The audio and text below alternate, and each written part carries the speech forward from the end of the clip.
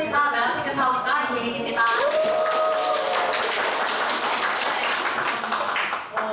강의 시작하기 전에 공지 하나만 드리도록 할게요. 지금 바로 핸드폰을 열어서 유튜브에 들어가셔서 강의 좋아요와 또 구독 눌러주시고 댓글도 많이 달아주세요. 네, 유튜버가 된 것 같습니다. 네, 그렇게 해서 우리 지역 그룹이 더 많이 활성화되면 좋겠는데요. 저는 오늘 90년대생이 메라테크 사업을 하는 이유라는 제목을 가지고 이야기를 나눠보려고 합니다. 이 일을 하다 보니까 굉장히 많은 분들을 만나게 돼요. 근데 요즘은 그래도 이렇게 인식의 수준이 많이 변화해서 그런 질문을 많이는 안 하시는데 가끔 이런 질문을 하기도 하십니다. 아니 그 나이에 왜 이 메라테크 사업을 하세요? 라는 그런 질문들을 듣게 되는데요. 저에게 오늘 이 강의가 여러분들에게 드리는 솔루션이 될 것 같습니다. 제가 재미있는 질문으로 먼저 시작해 보려고 하는데요. 여러분들 슬픔을 나누면 어떻게 될까요? 슬픔을 나누면 어떻게 될까요? 이렇게 질문하면 좀 어려우시니까 여러분 익숙한 두 가지 선택지를 드리겠습니다. 첫 번째, 슬픔을 나누면 슬픔이 반이 된다. 두 번째, 슬픔을 나누면 슬픈 사람이 두 명이 된다. 네, 슬픔이 반이 된다고 생각하는 분, 슬픈 사람이 둘이 된다고 생각하는 분. 네, 이게 되게 재밌는 요즘에 인기 많은 MBTI 성격 유형 검사에서 T와 F를 가르는 질문이었어요. 사고형 어떤 문제에 대해서 사고해서 논리적으로 해결하려는 분들은 아까 슬픈 사람이 둘이지 라는 반응이 나오고 감정에 공감하고 마음을 만지고 감정에 관심 많은 사람들은 그런 반으로 나눠지지 이렇게 생각을 한다고 하거든요. 저는 사실 T 쪽이에요. 저는 슬픈 사람 둘이지 이런 생각을 하는 편인데 사실 MBTI 성격 유형 검사는요 역사가 굉장히 오래됐어요. 그런데 최근에 들어서 지금 20, 30 세대들에게 엄청난 핫이슈로 떠오르고 있거든요. 그런 것처럼 어쩌면 여러분들이 지금 사회에서 만나게 되는 20대, 30대들 그리고 어쩌면 여러분들 자녀 세대들을 가끔 볼 때 얘 왜 이러지? 싶은 끄덕끄덕거리는 분이 많으신데 그런 모습들이 참 많을 것 같아요. 왜 이런데 막 미치지? 요즘은 사람들이 만나면 그런 얘기 해요. 이름이 뭐예요? 나이가 어떻게 되세요? MBTI가 어떻게 되세요? 이게 당연하게 묻는 질문이 됐거든요. 그만큼 굉장히 깊이 들어와 있는데 제가 이 얘기를 왜 하냐고 하냐면 지금의 90년대생들은 나라는 정체성 그리고 내가 어떤 사람인지에 굉장히 관심이 많습니다. 그래서 그러다 보니 이런 검사들도 굉장히 좋아하는 것 같아요. 밀레니얼이라고도 부르는 우리 MZ세대 중에 저는 M을 맡고 있습니다. 정확하게는 저는 92년생인데요. 요즘 애들이라고 부르는 그 90년대생들에 속한 사람입니다. 아까도 말씀드렸지만 사장님들의 자녀 세대들, 이해하고 있는 그런 모습들, 또 일터에서 만나는 그 20대, 30대 일하는 그 직원들의 모습을 보면서 정말 이해가 안 되는 부분들이 많을 텐데 옳다 그르다 보다는 제가 왜 그런 모습들이 있는지 조금 설명을 드리고 배경을 이야기를 드리고 넘어가고 싶은데요. 일단 90년대생은요 평생 직장은 없다는 생각이 강하게 박혀 있습니다. 왜냐하면 태어나자마자 또는 태어난 지 얼마 안 돼서부터 IMF 세대를 겪었기 때문에 부모 세대를 보면서 평생 충성하면 될 것 같았던 그 직장이 절대 미래를 책임져 주지 않는구나. 그래서 나도 직장이 충성할 것이 아니라 내 살 길을 찾아야겠다는 생각이 태어날 때부터 머릿속에 탁 박혀있는 세대들이에요. 그리고 두 번째는 나에게 굉장히 집중을 많이 하는데 첫 번째, IMF를 넘어서 경제 성장이 고도화되는 그런 시점 그리고 도시화가 되는 어린 시절을 보냈기 때문에 그 어른 세대들의 라이프 스타일, 생활 양식과 너무 많이 다른 모습을 취하고 있습니다. 그리고 또 고등교육, 어느 세대보다 더 많은 교육열로 고등교육을 받았던 대학 입학률이 굉장히 높은 세대라고도 표현을 하고 있고 베이비 부머 세대의 자녀 세대다 보니까 또 인구가 2차 베이비 부머 세대에 걸쳐져 있어서 그 경쟁이 굉장히 심했던 세대예요. 그러다 보니까 공정하고 투명한 그런 부분에 민감한 거죠. 성적에 대해서 조금만 밀리면 확 밀려버리기 때문에 그 치열한 경쟁 속에서 공정하고 투명하고 논리적인 것에 좀 많은 관심이 있고 또 그것을 표현할 줄 아는 세대라고 볼 수 있을 것 같습니다.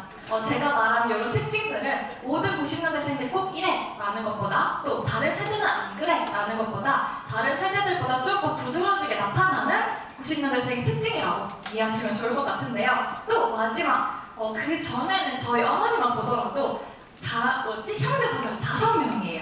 근데 저희 때부터는 외동도 굉장히 많아졌고 또 많아봐야 3명. 저희도 주변에 보면 거의 2명, 1명 이 정도거든요. 그러다 보니까 내 것에 대한 경계가 확실한 또 세대입니다.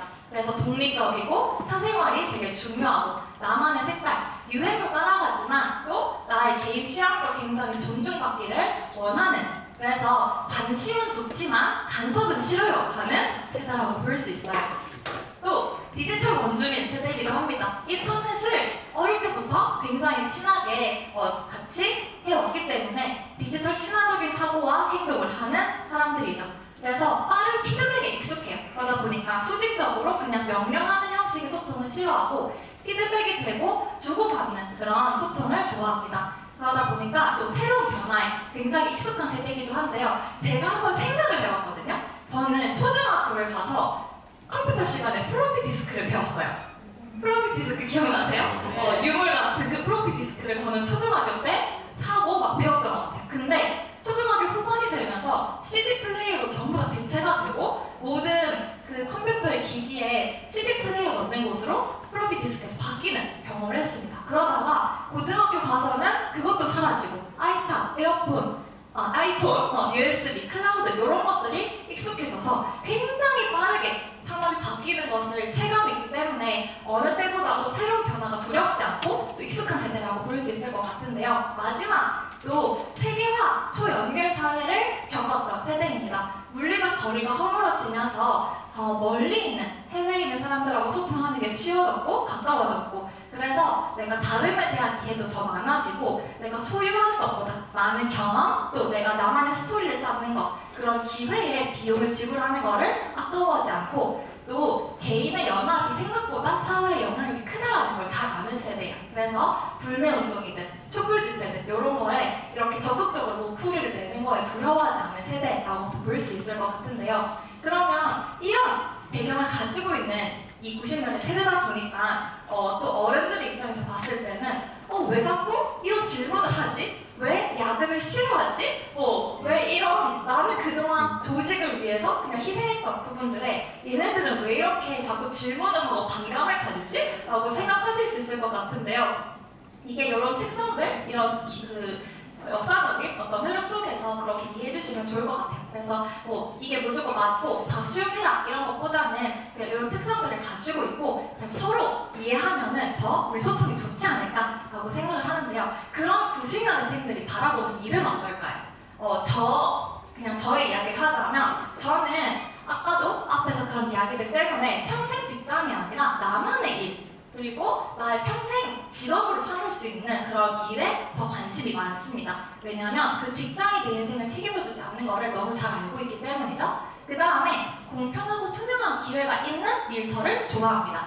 또 기업에 충성하는 것보다 나의 인생과 미래에 더 집중하고 충성하는 것을 좋아하고 내가 일을 하는데 매번 똑같은 반복적인 일보다는 다양한 경험을 할 수 있고 내가 하는 일이 사회에 가치 있고 의미 있는 일이 되기를 원하죠.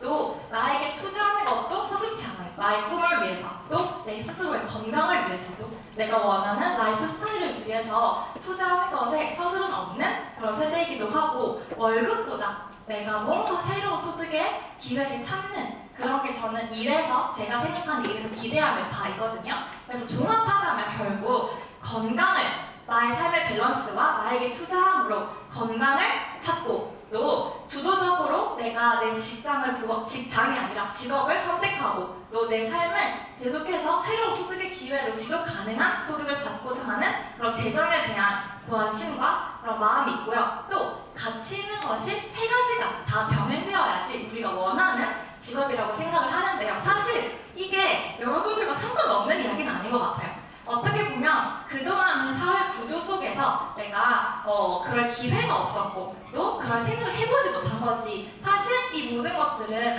세대를 막론하고 모두가 원하는 직업이자 모두가 원하는 삶의 모습인 것 같습니다. 그래서 저는요 90년대생이지만 이 메나텍 비즈니스를 아주 재밌게 즐겁게 하고 있습니다. 메나테크라는 회사를 먼저 소개를 해드리려고 하는데요. 메나테크는요, 바이오텍 벤처 기업으로 미국에서 출발한 의학 대체 웰니스 기업이자 세상의 선한 가치를 실현하고 있는 사회적 기업이기도 합니다. 이렇게 화려한 면역을 가지고 있는 메나테크의 회사는요, 핵심적인 아이템이 바로 글리코 영양소라는 아이템을 가지고 있어요. 글리코 뉴트리션이라고 해서 현대 식생활로 섭취가 어려운 자연계에 존재하는 미량의 다당제 성분을 유일하게 메나테크에서 독점으로 공급을 하고 있는데요. 글리코, 당이라고 표현을 하면 포도당이라고 금방 생각을 하게 되는데, 그런 포도당이 아니라 내 몸에 에너지를 내는 포도당이 아닌 몸의 구조를 만들고 또 생리 활성에 중요한 역할을 하는 그런 글리코 영양소를 저희 회사가 독점으로 가지고 있다, 아이템으로 보유하고 있다라고 이해하시면 좋겠습니다. 그럼 그 글리코 영양소가 무엇을 할까? 어떤 역할을 할까? 글리코 영양소는요, 세포의 표면에 이렇게 흩날리는 털들, 촉수들 이렇게 구성된 그 수용체 구성 성분이라고 보시면 됩니다. 이런 다양한 입체적인 모양으로 수용체들이 존재하고 있는데, 얘네들이 하는 역할을 제대로 봤더니 인지하고 면역하고 대화하는 역할을 하더라는 거죠.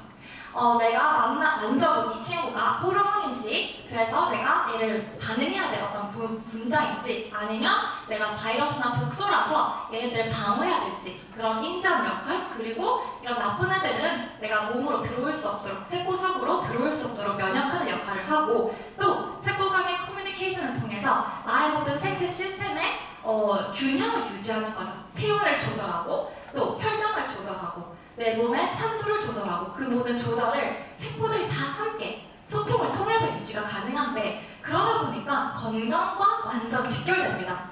그래서 고대에 정말 태초의 사람의 모습은 이 한 세포당 촉수가 10만 개 정도가 있다고요. 그게 우리가 가장 바라는 이상적인 건강한 사람의 모습인데, 근데 현대인들은 아쉽게도 3, 4만 개의 촉수만 가지고 있고, 그러다 보니까 내가 특별히 진단받은 질병명은 없지만 단 건강의 상태인 대다수의 현대인들이 여기 속한다고 볼 수 있죠. 그리고 마지막은 특정 부위 또는 암환자분들 같은 경우는 그 촉수가 1만 개 이하로 떨어져 있어서 굉장히 건강에 취약한 상태에 노출되어 있다라고 이 과학자들이 세포의 연구를 통해서 이런 내용들을 발견을 해내게 됩니다. 그래서 우리 몸 곳곳에 모양은 조금씩 다르지만 결국 같은 구조를 가지고 다 이런 세포의 촉수들, 수용체들이 존재하고 있고, 이 아이들이 제대로 각자 역할들을 해낼 때 우리 몸의 진짜 온전한 건강이 유지가 될 수 있는 거죠. 그래서 이거는 내가 있어도 되고 없어도 되고 이게 아니라 생명 유지에 필수적인 선물을 이루는 글리코 영양소예요. 그래서 10만 개가 있다는 거는 손가락 10개로 짱짱하게 내가 활동을 할 수 있는데, 3, 4만 개밖에 없는 현대인들은 그래도 괜찮아가 아니라 여러분들이 손가락 3개로 생활하는 거랑 마찬가지라고 보시면 됩니다. 그래서 요즘에 굉장히 보충제들이 많이 나오고 많이 먹고 있어요. 근데 그런 생각을 하죠. 과거에는 내가 안 먹었는데, 과거에 우리 부모 세대는 안 먹었는데 왜 나는 지금 먹어야 될까? 저는 그래서 이 과대 포장된 과자 봉지로 좀 비유를 도와드리고자 합니다. 여기에 제가 브라우니를 정말 좋아하는데, 이 브라우니 잘 안 보이시겠지만 이 큰 통에 들어있는 게 요 4조각이 들어있어요. 네, 충격적이죠. 너무하죠. 내가 브라우니를 샀는지 질소를 샀는지 알 수 없을 그런 소비를 하게 되는데, 상자의 빈 공간 비율이 83.2%라고요. 이렇게 내가 먹은 건 요만큼이라고 생각했지만 속은 텅 비어 있어서 실제로 내가 먹게 되는 영양은 요거밖에 없는 것처럼 우리의 지금 현대 영양이 그렇다라는 거죠. 과거에는 농경 사회에서 굉장히 이렇게 그 시대의 흐름에 맞춰서, 그러니까 그 사계절의 흐름에 맞춰서 잘 재배되고 좋은 영양소를 많이 가지고 재배되었던 이 영양소들은 옛날에는 이렇게만 먹어도 충분히 하루에 필요한 영양이 충족이 되었는데, 2000년대 초반에 조사 자료거든요. 이때 이렇게 먹어야지 하루 필요한 용량이 채워진다는 거예요. 이렇게 먹으면은 못 먹던가 배가 터져서 죽던가 이렇게 둘 중에 하나일 것 같은데, 이렇게 도저히 태울 수가 없는 환경인 거죠. 그래서 이런 건강기능 식품 산업들이 발전할 수밖에 없게 되었습니다. 그래서 메나테크는요, 이런 글리코 영양소를 내 내 몸에 너무나도 생명 유지에 필수적인 글리고 영양소를 그치만 내가 현재 식생활에서 먹을 수 없는 거를 독점 특허로 가지고 있고 내 몸에 제대로 이런 영양 성분들을 넣어줬더니 이런 여러 가지 질병들이 치료 결과를 가지는 특허를 가지고 있습니다.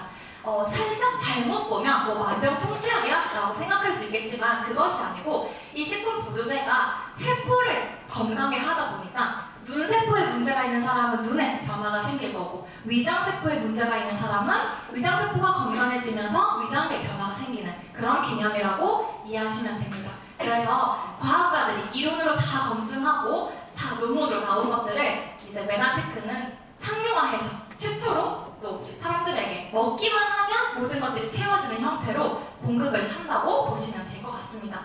그러면 그 데이터들이 진짜 과연 신빙성이 있을까? 사실 여기 있는 자료들뿐만 아니라 정말 많은 검증된 데이터가 많은데요. 나스닥에 상장되어 있어서 그 기술력을 인정받은 회사이면서 또 많은 유수한 대학 기관들과 여러 자료들에서 이 메나테크와 이 글리코 영양소의 관련성을 아주 깊이 찾으실 수 있습니다. 그래서 이런 데이터만 보더라도 내가 검증해야지, 내가 알아봐야지 이런 개념이 아니라 이미 세상에 앞서가는 그 선도하는 그 과학자들이 또는 경영인들이 다 밝혀진 내용을 나는 받아들이면 된다라고 보시면 될 것 같아요. 그러면 이렇게 많은 회사, 많은 그 국가에서 이렇게 비즈니스를 하고 있는 메나테크인데요. 그런 질문 할 수 있을 것 같아요. 뭐 90년대생이 선택하는 비즈니스 근데 왜 하필 건강기능식품이야? 크고 많은 아이템 중에 왜 건강기능식품이야? 라는 질문을 하실 수가 있는데 그것에 대한 대답은 우리가 아까는 시작할 때 한 20, 30년 전에 90년대로 돌아갔다면 이번에는 한 100년 전으로 돌아가서 다시 한번 훑어봤으면 좋겠어요. 100년 전에 미국에서는요, 그때도 지금도 세계 1위 최강대국이었지만 해결할 수 없는 걱정거리, 고민거리가 하나가 있었습니다. 그것은 바로 신생아가 3명 중에 1명이 5세가 되기 전에 자꾸만 죽는 거예요. 왜 이럴까? 이 미국의 이 자존심을 건드는 이 문제, 왜 이럴까? 그래서 미국이 집중해서 연구를 하다 보니 영양의 밸런스에 문제가 생기면 이 아이들이 이유를 알 수 없는 문제로 빠르게 죽는다라는 것들이 발견되게 됩니다. 그러면서 굉장히 이 미국이라는 국가가 경제적, 사회적 투자를 많이 해서 건강기능식품 사업이 이 문제를 해결하기 위해서 뜰 수밖에 없었던 거죠. 그래서 지금 여러분들 잘 알다시피 어떤 나라보다 건강기능식품 사업이 가장 먼저 그리고 가장 활발하게 꼽혀있는 나라라고 볼 수 있는데요. 그래서 사실 이 글리코 영양소 또한 그런 역사적인 이유 때문에 미국의 과학자들이 집중하고 연구에서 나온 그 연구의 산물이라고도 볼 수 있을 것 같습니다. 그리고 그렇게 이런 상품을 만들었는데 비타민 미네랄을 만들고 영양 상품들을 만들었는데 또 하나의 고민이 있는 거죠. 이걸 어떻게 잘 전달하면 좋을까? 그래서 일반 제약회사로 이걸 유통을 할까? 아니면 식품회사로 유통을 할까? 라는 고민을 하고 있던 찰나에 또 다른 분야의 미국의 고민이 생기게 되는데요. 1980년대 미국에는요, 자본주의가 고도로 발달하게 되면서 부가 심각하게 이렇게 편중화 현상이 나타나게 됩니다. 그런데 미국은 과거에 뼈아픈 경험이 있었어요. 1920년대에 경제 대공황을 겪으면서 부의 편중화가 심해지고 중산층들이 무너지기 시작하니까 사회 구조가 흔들리고 사회가 위험해진다는 것을 너무나도 뼈저리게 경험했던 미국이었기 때문에 이 부의 편중화, 이렇게 자본주의가 고도로 발달하면서 한쪽으로 부가 쏠리고 가난한 사람들은 자꾸만 가난에 거듭해서 가난해지는 그런 문제를 해결하고자 했던 거죠. 그래서 이 미국의 부의 재분배를 위해서 어떻게 하면 대기업 중심에서 평범한 사람들에게 부를 재분배하고 많은 중산층들을 키울까라는 고민의 솔루션으로 한 회사 유통 모델을 차용하게 됩니다. A사라고도 우리가 부르는데 정부가 찾던 새로운 유통 방식이 이 A사가 이미 하고 있던 거예요. 그래서 생활용품을 판매하던 중소기업이었는데요. 1인 기업가에게 직접 판매로 본인이 스스로 유통 채널을 만드는 방식을 사용하고 있었고 이게 중산층들을 키워줄 수 있고 대기업 중심의 어떤 부의 편중화를 일반인들에게 나눌 수 있는 모델이겠다라는 생각을 하게 되면서 빌 클린턴 당시의 대통령이 정책적으로 장려하게 되고 적극적으로 홍보를 하기 시작합니다. 그 당시 그쯤에 우리나라가 어땠냐면은 이제 막 전쟁을 폐후 상태에서 좀 벗어나서 우리도 잘 살아보자 라는 마음을 가지면서 경제개발 5개년 계획을 70년대에 시작하게 됩니다. 그래서 근대화 슈퍼마켓이라는 이름으로 그전에는 굉장히 구멍 가게에서 재래시장에서 소비를 하던 소비 패턴에서 좀 더 번들번들한 이런 슈퍼마켓에서 소비를 하는 패턴으로 변화하게 되었죠. 근데 이게 우리나라에서 갑자기 생긴 게 아니라 10년 전에 우리보다 앞서서 유통이 변화하고 있고 산업이 발달하고 있는 일본을 봤더니 슈퍼마켓을 잘 하고 있고 이 유통이 굉장히 많은 부를 구축하고 간다라는 사실을 알게 돼서 따라한 거죠. 근데 그 일본은 또 50년대 미국을 따라서 가게 됐던 이 유통의 흐름이거든요. 이렇게 봤을 때 우리가 알 수 있는 점은 우리나라의 유통의 흐름은 10년 전에 일본을 따라가고 있고 또 일본의 유통의 흐름은 10년 전에 미국의 흐름을 따라가고 있구나라는 거를 깨달을 수 있습니다. 그러면 이때 지금의 CJ 기업의 모체라고도 부르는 이 근대화 슈퍼마켓의 기업이 고민을 한 거죠. 내가 지금 1970년대에는 이 시대에 힘입어서 근대화 슈퍼마켓으로 돈을 많이 벌었는데 80년대도 또 벌고 싶은 거예요. 그래서 어떻게 하면 80년대에 내가 돈을 또 벌어들이지? 라는 고민을 하게 됐고 그래서 똑똑한 대기업은 일본의 사례를 보게 됩니다. 일본을 봤더니요. 1970년대 우리가 슈퍼마켓이 이제 정착될 때 백화점이 생긴 거예요. 좀 더 고퀄리티로 사람들의 생활 수준이 올라가고 소비 수준과 소득 수준이 올라가다 보니까 좀 더 좋은 상품들을 소비하는 그런 백화점 산업이 발달하게 되었고 이런 유통이 또 미국에서 왔다라는 것들을 알게 되었어요. 그래서 발빠르게 백화점을 준비하게 되었고 여기서도 막대한 부를 또 쌓게 됩니다. 그럼 또 질문, 그 다음 산업은 뭘까라는 질문을 당연히 또 했겠죠. 그래서 그 다음 발견된, 그 다음 이제 발전된 유통이 90년대에 마트가 우리나라에 들어오게 되고 이렇게 일본과 미국을 그대로 또 따라가게 됩니다. 이쯤 왔을 때 또 그 다음은 뭘까? 홈쇼핑. 그래서 옛날에 홈쇼핑 처음 나왔을 때 사실 저는 이 시대의 기억은 잘 안 나요. 하지만 그런 루머가 많았대요. 아니 홈쇼핑 어떻게 보지도 않고 옷을 입어보지도 않고 사? 어떻게 먹어보지도 않고 맛보지도 않고 과일이나 야채를 사?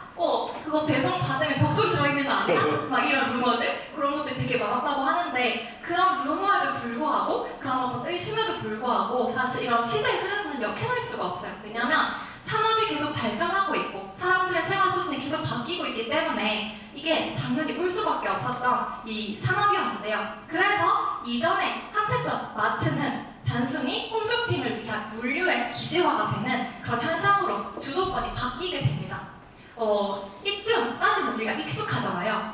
그런데 새로운 유통이 이제 아까 말씀드린 빌 클린턴에 의해서 좀 더 많이 확산되기 시작하는데요. 소비자가 주체가 되는 그 전에는 그동안은 대기업이 모든 것들을 독식했고 대기업이 부를 싹 쓸어갔던 그런 유통이었다면 이제는 소비자가 주체가 되어서 중산층들을 키워낼 수 있고 일반 소비자들에게 부를 되돌려줄 수 있는 새로운 유통 시스템이 나오게 된 거죠. 그것이 바로 여러분들이 이름 부르기도 두려워하는 다단계입니다. 네, 저는 다단계를 들을 때마다 자꾸 볼드모트 이름을 듣는 것처럼 아시나요? 볼드모트? 해리포터에 나오는 캐릭터인데 이름을 말하는 것도 사람들이 두려워하는 캐릭터거든요. 너무 사악한 캐릭터라서. 그런데 저는 이 다단계라는 단어조차 사람들이 듣기 막 두려워하고 깜짝깜짝 놀라는데 그 새로운 유통 시스템이 바로 그 다단계였어요.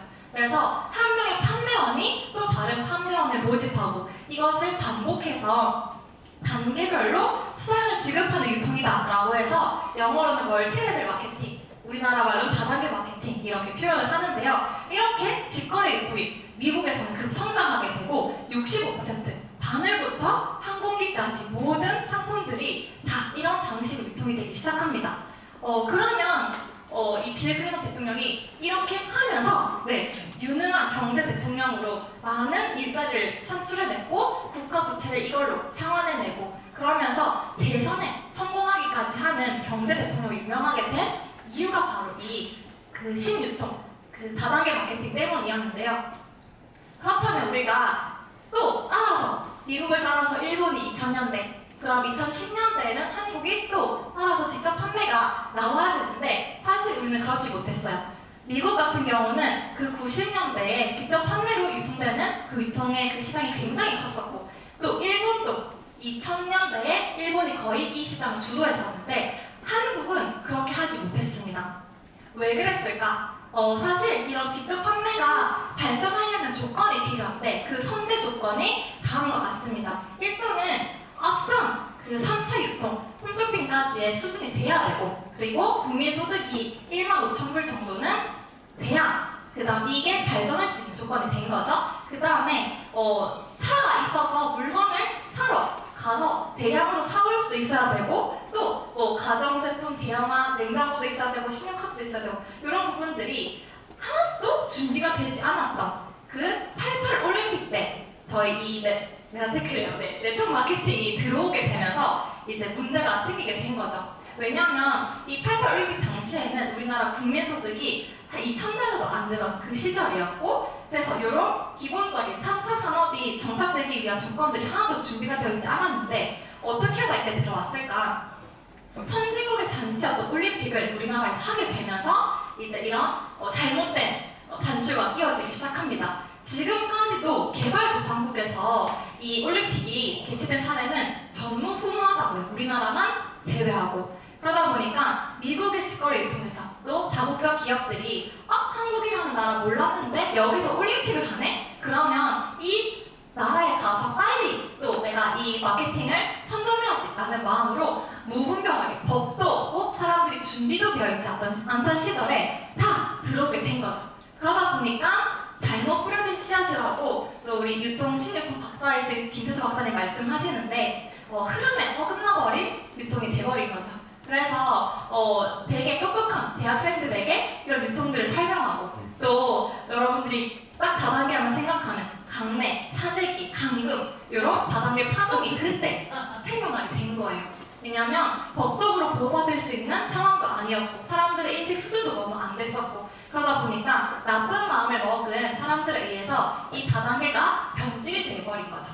그러다 보니 우리나라에서는요, 자라보고 놀란 것을 소뚜껑 보고 놀랐다고 이 다단계를 되게 두려워하게 됐어요. 그럼에도 불구하고 대기업의 행보는 특별합니다. 우리가 잘 아는 CJ 그리고 GS 홈쇼핑 같은 경우는요, 그 시대에 사람들이 다 나보다 안 되는 거다, 우리 집 망하는 거다, 3대가 다 망한다 이렇게 얘기를 해도 여기서는 사업 목적을 변경해서 다단계 판매업으로 등재를 하게 됩니다. 이것은 금융감독원의 이제 전자공시 시스템에 가서 보시면은 여러분들이 직접 확인할 수 있는 내용인데요.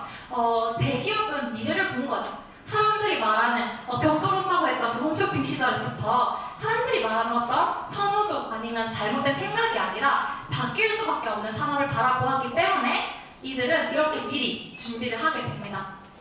그리고 그 다음 또 하나의 거대한 흐름이 오게 되었는데요. 이 직접 판매를 넘어서 미국에서는요, 2000년대부터 그리고 일본에서는 2010년대부터 네트워크 마케팅이 발전하게 됩니다.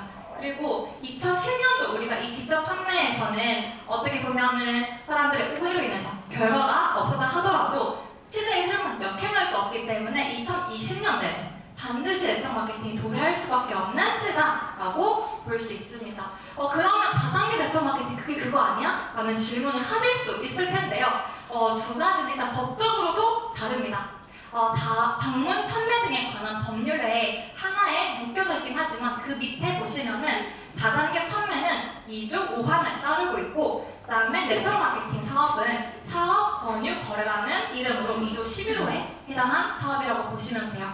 그래서 사업 권유 거래란 사업자가 주체가 되어서 소득의 기회를 알선 제공하는 방법으로 상대방을 유인하여 금품을 수수하거나 재화들을 구입하게 하는 거래를 말한다 라고 했는데, 유인 뭐야? 유인하는 거 나쁜 거 아니야? 할 수 있는데 이건 법적인 용어로 사람들을 모으는 거를 유인이라고 표현을 한다고 해요. 그래서 우리가 일상 언어와 법적인 언어는 좀 다르기 때문에 그렇게는 상식으로 알고 계시고, 어쨌든 다단계 판매는 그 사업 권유 거래라고 불리는 네트워크 마케팅과 완전히 다른 비즈니스다라고 보시면 됩니다. 제가 앞서 했던 이야기들은 제가 혼자 생각해서 제가 혼자 한 얘기가 아니고 여기 신유통 법학자이신 김태수 박사님께서 하셨던 이야기인데요. 현직 대학 교수로서 법학 박사이기도 하면서 한국의 공유정책위원장으로 또 중요한 사업들을 이끌고 계신 분입니다. 국회의원들을 대상으로 이 네트워크 마케팅 단해법에 대해서 필요성을 강조하고 법을 개정하려고 하고 계신 분이면서도 또 세계적인 그룹, 컨설팅 그룹, 국가에게 컨설팅을 하는 그룹인 맥킨지에서도 오랫동안 근무하시면서 지금 우리가 일반 사람들, 옆에 있는 사람들이 말하는 비전문가들의 언어가 아닌 진짜 전문가들의 언어는 이렇게 다르다라는 것들을 알고 넘어가셨으면 좋겠습니다. 근데 이분이 우리 또 이 그룹에, 우리 지원 그룹의 고문으로 함께하고 계신다는 사실은 정말 영광이고 감사한 것 같아요. 어쨌든 이 김태수 박사님께서 뭐라고 말씀하셨냐면 현재는 다단계든 네트워크 마케팅이든 혼재해 있는 이 5조의 직접 판매 시장에 우리가 불과하지만 네트워크 마케팅은 청동 오리 사이에 섞여 있는 100조다. 그래서 지금은 일반인들은 구분할 수 없고 조류 전문가가 아니면 오리와 청동오리를 구분하지 못하는 것처럼 진짜 신유통 전문가들이 아니면은 다단계나 방문 판매나 네트워크 마케팅을 구분할 수 없다. 하지만 분명히 그 DNA가 다르기 때문에 어느 시점이 지나고 나면 100조 시장에서 전 세계를 누빌 이 100조가 바로 네트워크 마케팅이다라고 땅이 얘기를 하셨어요. 네, 그래서 우리가 전문가의 언어에 귀를 기울여야 하는데요. 그렇다면 산업적으로도 우리가 한번 네트워크 마케팅을 살펴보았으면 좋겠습니다. 다단계 사업은요, 3차 산업에 속하고요. 네트워크 마케팅은 4차, 5차, 6차가 융복합 환산되는 산업이다 라고 말하는데 너무 어렵죠? 뭔 소리야 할 텐데 그럼 우리가 산업을 한번 볼게요. 일단 1차 산업은요, 자연에 있는 것을 거두는 것에서 시작합니다. 농업, 축산업, 수산업 이런 것들이 1차 산업에 포함이 되고 2차 산업은 그런 것들을 제조하고 가공하는 중화학, 석유화학, 그래서 자동차나 선박 이런 것들이 2차에 포함이 되게 되죠. 그리고 3차는요, 이런 재화들을 서비스 하는 게 4차 산업입니다. 그래서 마트에서 이런 걸 팔거나 아니면 내가 서비스직으로서 어떤 역할들을 하는 게 다 3차에 속하게 되는 거죠.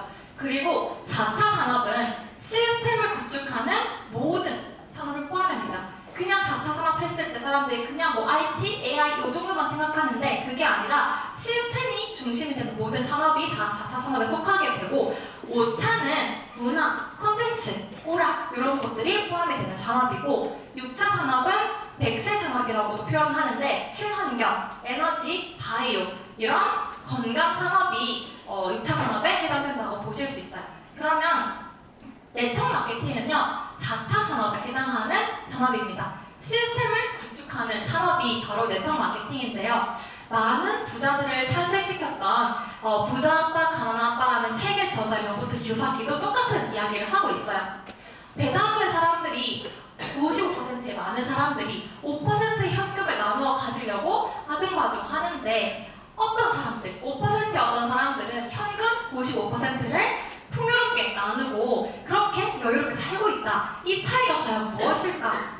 그것은 바로 노동으로 벌어들이는 수익과 또 자산, 시스템을 인한 수익의 그 차이가 있다라고 말씀을 하시면서 시스템으로 소득을 창출하는 것으로 우리가 넘어가야지 진짜 자유를 누릴 수 있고 진짜 큰 어떤 나의 꿈들, 내가 하고자 하는 것들을 이룰 수 있다라고 이야기를 합니다.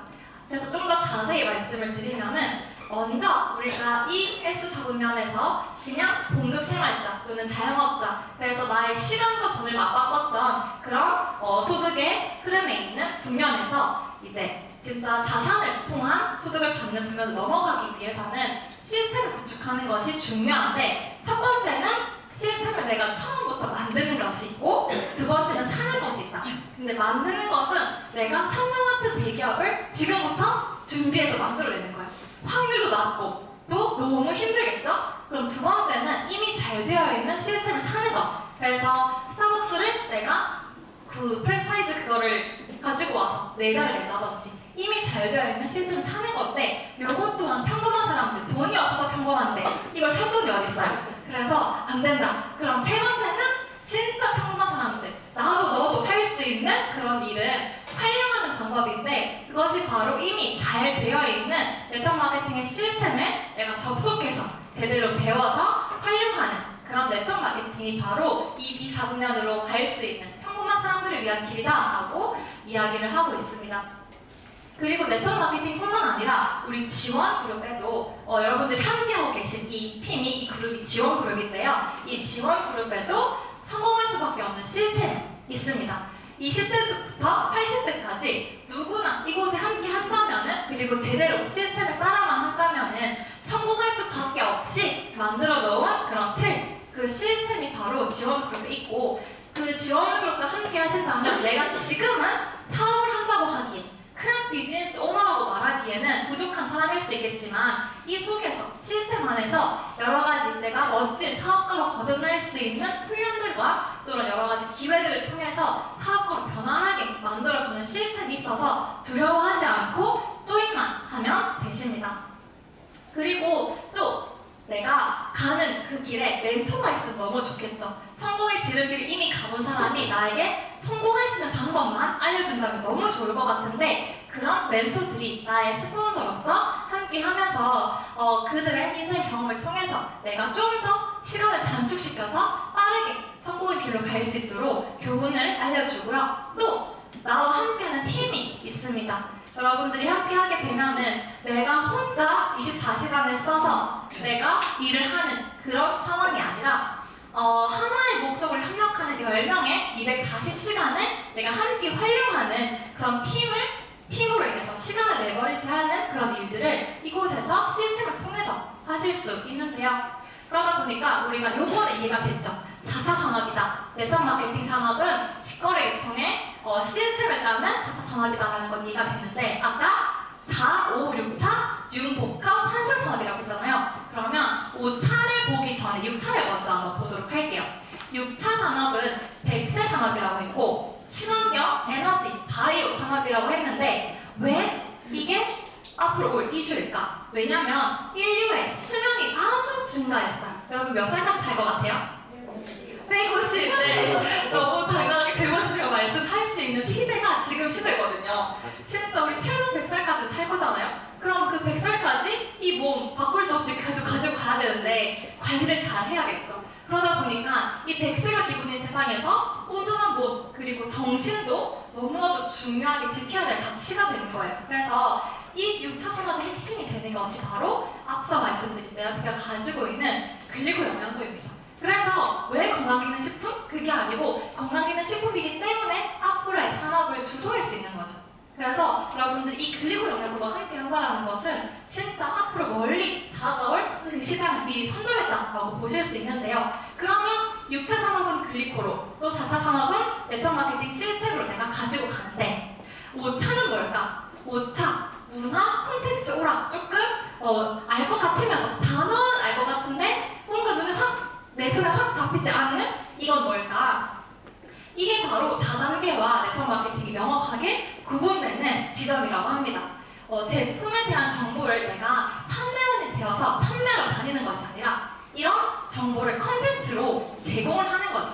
그리고 이 과정에 참여하고 또 그 소비자들이 또 그런 컨텐츠를 확산하고, 그러면서 이 문화를 만들어가는 산업이다라고 볼 수 있는데, 쉽게 말해서 4단계는 판매원들이 판매를 하는 그런 서비스를 통해서 이제 비즈니스가 진행이 되지만, 네트워크 마케팅 같은 경우는 우리가 다 같은 소비자로서 진짜 건강한 소비 습관의 문화를 만들어가고, 우리가 진짜 내 몸을 건강하게 100세까지 살 수 있는 그런 건강 시스템을 함께 공유하면서 같이 가는 그런 문화, 그런 어떤 무브먼트라고 보시면 될 것 같습니다. 그리고 그런 네트워크 마케팅과 우리의 이런 건강 산업 자체가 이런 시스템이, 이런 컨텐츠가 되기도 하지만, 지원 그룹만의 특별한 컨텐츠가 또 하나 더 있는데요. 바로 TLP라고 해서 이 비즈니스를 할 때 우리가 드리는 자료 또한 이런 모든 컨텐츠로 제공을 하는 거예요. 그래서 내가 이 TLP라는 것을 지원 그룹에 함께 하면서 구독하고 또 그냥 보여주기만 하는 것으로 이 모든 문화사업, 5차 산업을 내 것으로 만들 수 있습니다. 그래서 SP, 그러니까 누군가에게 이런 기회를 주는 것, 제품을 먹어볼 건강할 수 있는 기회, 재정의 기회, 또 많은 사람들과 좋은 사람들과 함께 할 수 있는 그런 기회를 주고, 또 모든 내용들을 내가 무겁게 들고 다니는 것이 아니라 한 번에 클릭으로, 한 번에 접속으로 다 가져가실 수 있는 TLP가 있기 때문에 여러분들은 문화사업, 5차 산업에도 주도하는 분들이라고 보실 수 있을 것 같은데요.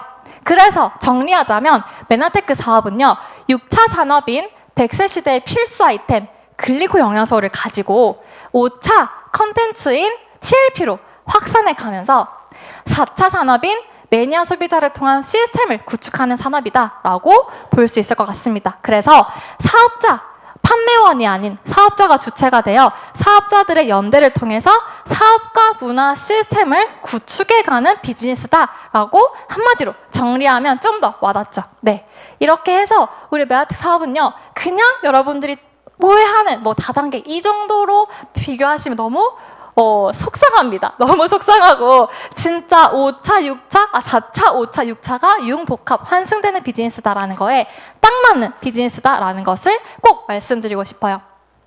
그럼 이 산업의 규모는 얼마나 클까? 과거에 2차 산업, 여러분들이 현대자동차 대표면 얼마나 좋겠어요. 그 2차 자동차 산업의 산업 규모는요 1800조였다고 해요. 근데 그보다 더 큰 전자, 시스템, AI 이런 IT 산업은요 3800조 시장이었는데 의료, 보건, 코스메틱을 포함한 지금 6차 산업인 100세 산업은 8000조 시장이라고 하거든요. 이 8000조 시장, 자동차 산업의 몇 배예요? 거의 7배, 6배, 7배가 되는 이 8000조 시장에 여러분들이 핵심 아이템 그리고 핵심 기업에서 함께하고 있다는 거는 가슴이 떨려야 되는 일인 것 같아요. 그래서 이 8000조 중에서도 우리 글리코 영양소 시장은 1000조라고 전문가가 이야기를 하고 있어요. 글리코 영양소가 우리가 먹는 단순한 식품뿐만 아니라 암을 발견하는 그런 의료기기나 이런 것들을 모두 포함해서 1000조인데 그 중에 우리 메나테크가 가져갈 수 있는 게 작게 잡아서 100조라는 거죠. 여러분 100조 비즈니스를 하고 계신 거예요. 100조의 비즈니스 산업을 여러분들이 가지고 내가 사업을 해나가고 있고 그 시장을 바라보고 가고 있는 게 지금 메나테크와 함께하는 여러분들이라고 볼 수 있을 것 같아요. 그래서 골드만삭스에서는요 이런 보고서를 내릴 수 있었던 거예요.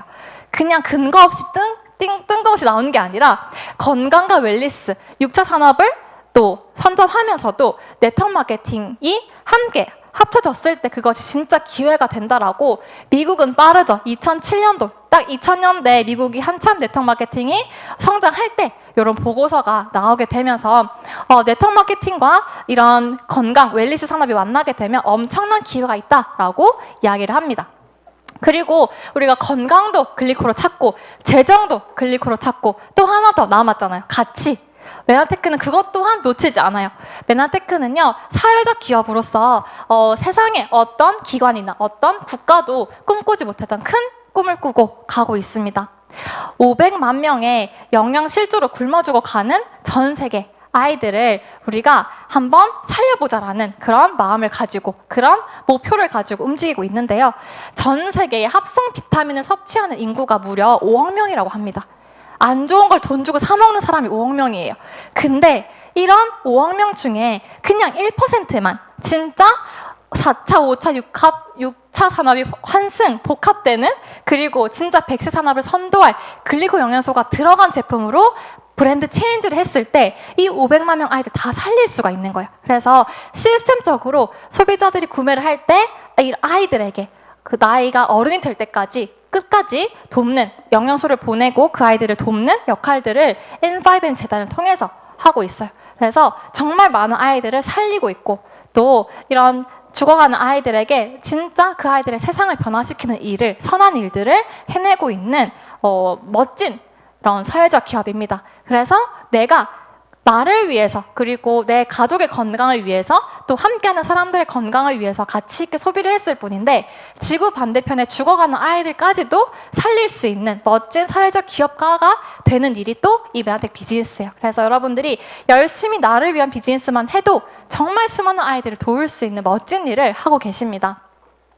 그러면 네트워크 마케팅 이해가 되고 그래 다 좋으면 어떻게 구체적으로 이게 소득이 되지? 라는 질문을 하실 수 있어요. 그래서 소비의 경험이 진짜 어떻게 소득의 기회가 되는지 어떻게 소비자에게 이런 대기업이 독식했던 이윤 시스템들을 이윤을 다 환원하는 시스템을 가지고 있는지 보상 플랜을 좀 간단하게 말씀을 드리도록 하겠습니다. 먼저 내가 회원 가입을 하고 그 다음에 나처럼 이런 멋진 비즈니스를 할 사람들에게 기회를 주거나 나처럼 이렇게 멋진 건강을 찾을 기회를 줄 사람들에게 찾아서 이렇게 제품을 한번 전달해 보는 거죠. 이 500점이라는 건 점수인데요. 500점은 그 금액으로 환산하면 한 80만 원 정도 됩니다. 그러면 내 아이디로 1일부터 31일까지 한 번에 구매하시든 나눠서 구매하시든 뭐 소비자가 합쳐서 구매하시든 상관없이 500점이라는 점수가 달성되고 그 다음 내 다음에 4명에게 이렇게 또 전달을 해봤을 때 이 구조에서는요 약 30만 원 정도의 소득이 발생하게 돼요. 내가 나와 나의 가정을 위한 소비를 하고 4분에게 이런 멋진 기회를 선물했을 때 나에게는 즉각적으로 30만 원의 소득이 발생하게 되고 나처럼 따라하는 분이 2분이 생기게 되면 70만 원 정도의 소득을 받아가게 됩니다. 이게 모델의 전부예요. 요게 반복되고 반복되어서 이제 직급의 이름들은 여러분 좀 어려우실 수 있지만 실버의 D가 되고 골드 D가 되면은 한 230만 원 정도의 소득, 그리고 계속해서 똑같이 그냥 내 아이의 경험, 나의 어떤 성공의 경험들을 알려주고 도와주기만 했을 뿐인데 2명에게만 그런 기회를 줘도 내가 약 1,600만 원의 월 소득을 받아가실 수 있고, 이게 가장 또 가치 있는 점은 뭐냐면 단순히 노동으로 내 시간과 바꿔서 벌어들이는 소득. 그래서 내가 딱 일을 안 하는 순간 멈추는 소득이 아니라 인쇄와 같고 연금과 같고 상속까지 가능한 로버트 기요사키가 이야기하는 비사부면의 사람들이 받아가는 인쇄소득이라는 거죠. 그게 엄청난 다른 가치라고 볼 수 있는데요. 네, 메나테크는요, 우리 지금 한국에 이런 직접 판매 회사에 등재된 모든 기업들을 매출 순위로 나열했을 때 9위에 2020년 기준 9위에 해당합니다. 매출 순위로는. 그런데 이 표는 뭐냐면 실제로 이 기업들이 그런 회원들에게 그 수당을 어떻게 돌려줬는가에 대한 표가 공정거래위원회에서 완전 공시를 해버렸어요. 아마 이 PT를 쓰는 곳은 저희밖에 없을 거예요. 왜냐하면 쓸 수가 없어요. 이걸 쓰면 다 메나텍을 갈 거기 때문에. 보시면은 1년에 50만 원도 못 받는 분들이 수두룩합니다. 그리고 정말 극소수의 일부만이 내가 이거를 진짜 내 인생을 바꿀 만한 재정의 기회라고 말할 수 있는 소득을 받는 거죠. 근데 메나테크는 잘 보시면 적은 소득을 받아가는 비율은 굉장히 낮고 진짜 우리가 중산층이라고 부를 수 있는, 그리고 나의 소득이 진짜 내 원래 플랜 A의 월급을 넘어서는, 그리고 내가 진짜 삶의 자유를 찾을 수 있는 정도의 소득을 받아가는 구간이 훨씬 더 비율이 높은 걸 알 수 있습니다. 그리고 여러분 멀리 찾지 않아도 주변에 특히 좀 뒤쪽으로 보시면은 여기 이 끝트맥에 있는 분들 다 앉아 계세요. 그래서 못 봤어, 그런 성공한 사람 못 봤어가 아니라 많이 보고 계십니다. 못 알아봤을 뿐이에요. 네, 그래서 메나테크의 보상 플랜의 특징은요, 이렇게 6가지로 말씀드릴 수 있을 것 같은데요. 초기 사업자들에게도 정말 빠르고 또 극대화된 보너스를 제공하고 있고, 판매원이 되어서 판매하는 사업이 아니라 리더십, 팀워크로 시스템을 구축하는 사업이다. 그 다음에 내가 직급을 달성할수록 자꾸만 다른 조건들이 생기는 것이 아니라 모두에게 동일한 조건이기 때문에 직급을 유지하기 위해서 사재기를 한다거나 무리수를 두는 일이 전혀 없습니다. 또 후원 계열 매칭 보너스라는 말은 뭐냐면 내가 직접 모시고 온 사람뿐만 아니라 내가 내 팀을 통해서 연결된 모든 사람들을 돕기만 해도 내가 이런 혜택을 다 받을 수 있다라는 거고, 글로벌 회사이기 때문에 글로벌 매출 또한 내가 공유할 수 있고, 또 이런 재정적인 부분뿐만 아니라 또 내가 여행이나 또는 많은 분들에게 또 인정받는 거라든지 또 일시불로 주는 여러 가지 보너스도 함께 받아가실 수가 있습니다. 그래서 저는 재정도 너무 좋지만 가치 있는 일을 하면서 내가 꾸고 있는 그런 꿈들을 함께 나눌 수 있는 사람들이 같이 있다라는 게 너무 좋거든요. 그런 팀이 함께 있다라는 게 너무 좋은데 메나텍을 만나시면 그런 모든 것들이 자연스럽게 들어오게 됩니다. 그래서 저라는 사람 한 사람을 봤을 때 내가 혼자 사업을 한다고 생각했을 때는 이런 멋진 분들을 만날 수가 없어요. 근데 제가 메나텍이라는 시스템 안에서 시스템을 구축하는 사업을 하다 보니까, 그리고 연결을 통해서 내 비즈니스의 그 지경이 확장되는 그런 사업을 하다 보니까 제가 담을 수 없는 분들이 저희 팀에 함께하고 있고 제 앞으로의 비즈니스가 더 많이 기대되는 요즘을 살고 있습니다. 그리고 이런 멋진 분들과 또 여행하는 보너스도 또 누리실 수 있는데 이런 라이프 스타일 너무 좋잖아요. 그래서 이런 삶을 살 수 있는 게 바로 메나텍 비즈니스를 통해서 가능하다라고 말씀을 드리고 싶고요. 그래서 이제 거의 마지막인데요. 나에게 메나테크란 진짜 앞서서 말씀드린 90년대생이 생각하는 일에 대한 모든 조건들이 딱 맞아떨어지는 사업이라고 말씀드리고 싶습니다. 평생 직장이 아니라 진짜 나의 평생이 일이 되는 메나테크고, 공정하고 투명해서 내가 제대로 일만 한다면 그 결과를 온전히 다 받아갈 수 있고, 진짜 나의 인생과 미래를 위해서 투자하는 일이면서도 가치 있고 또 정말 즐거운 경험들을 많이 할 수 있는 일이죠. 그래서 진짜 돈을 시간과 바꾸는 돈이 아닌 진짜 새롭고 멋진 소득의 기회들을 얻어갈 수 있는 것이 바로 메나테크인데요. 여러분들에게도 마찬가지, 우리가 다 이런 거 살고 싶다고 했잖아요. 이런 건강, 또 재정, 이런 가치의 기회들을 메나테크를 통해서 만나실 수 있습니다. 그래서 모두 했던 질문, 90년대생 왜 이 나이에 이런 사업을 하나요? 라고 질문을 하는 분들에게 저는 이렇게 말하고 싶어요.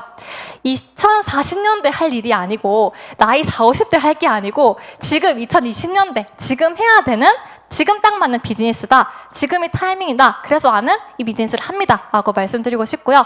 마지막, 과거 농경 시대에는요, 이전 지식이 지혜가 되는 사회였어요. 비가 언제 내리고 언제 이렇게 해야지 더 많은 소산물들이 재배가 되고, 하지만 현대 사회는요, 이전 지식이 빠르게 오답이 되는 사회예요. 그래서 여러분들이 혹시나 아직까지도 오답을 정답으로 착각하고 살고 있다면은 지금 새로운 지식을 또 받아들이고 새로운 삶을 기대함으로써 앞으로 더 멋진 삶을 누렸으면 좋겠습니다. 이것으로 강의 마치겠습니다.